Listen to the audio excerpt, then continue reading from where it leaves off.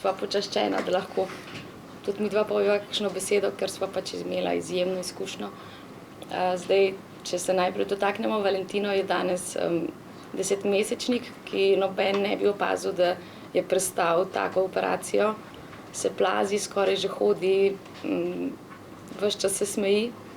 Tako da je, in tudi odlično sprejema zdravila. Zaenkrat je njegovo odraščanje tako brez posebnosti.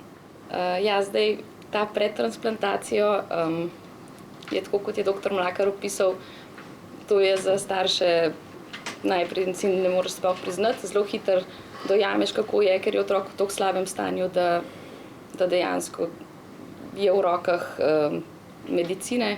Midva sva imela izjemno izkušnjo.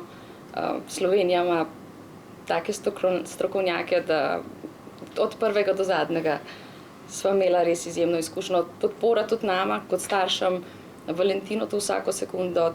Informacije so bile tekoče in pač nimam sploh besed. Prepričana sem, da Valentino živi samo zato, ker je v Sloveniji, ker se je to dogajalo v Sloveniji. Po transplantaciji je prišel z operacijske tako, skoraj kot da bi imel neko čisto majhno operacijo. Sicer so naju prej tudi pripravili, kako bi to lahko izgledalo, ampak Valentino se je naslednji dan že čez tubus nama nasmehnil. Tako da v bistvu vse je šlo odlično.